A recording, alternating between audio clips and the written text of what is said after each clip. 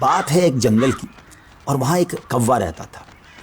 آپ جانتے ہیں نا، کوے کا رنگ بڑا کالا سیاہ ہوتا ہے، مگر وہ بڑا خوش تھا، بہت انجوائے کر رہا تھا لائف کو، طرح طرح کے کھانے کھاتا، اور رات ہوتی تو کسی بھی خوشبودار درخت پر جا کر رات بسر کرتا، انجوائے کر رہا تھا اپنی لائف کو۔ اچانک اس کی نظر ایک سفید کبوتر پر پڑی۔ وہ سوچنے لگا کہ میں کالا اور یہ سفید، یہ کتنا خوبصورت ہے، کتنا اچھا لگ رہا ہے، مجھ سے زیادہ خوش تو یہ ہوگا۔ اب اسی خیال میں وہ پریشان رہنے لگا اور اسے رات کو نیند بھی نہ آئے۔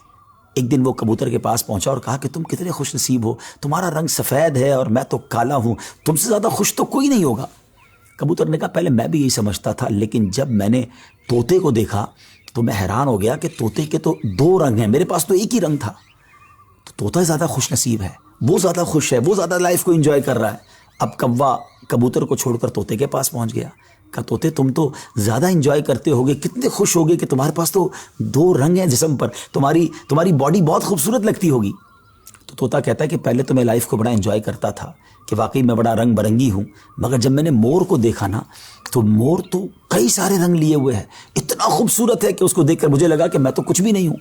اب کوا اڑتے اڑتے پہنچ گیا مور کے پاس۔ مور چڑیا گھر کے ایک پنجرے میں موجود تھا۔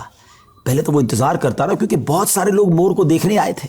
جب سارے لوگ دیکھ کر چلے گئے تو کوا مور کے پاس گیا کہ اے مور، ذرا یہ تو بتاؤ تم کتنے خوش ہو، کتنے رنگ ہیں تمہارے پاس، تم کتنے خوبصورت ہو۔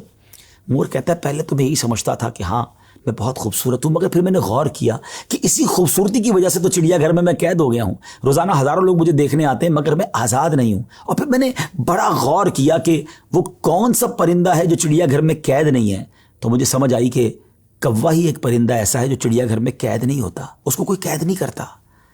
ناظرین، کوے نے جب یہ سنا تو اسے احساس ہوا کہ میں بھی اپنی جگہ پر واقعی خوش نصیب ہوں۔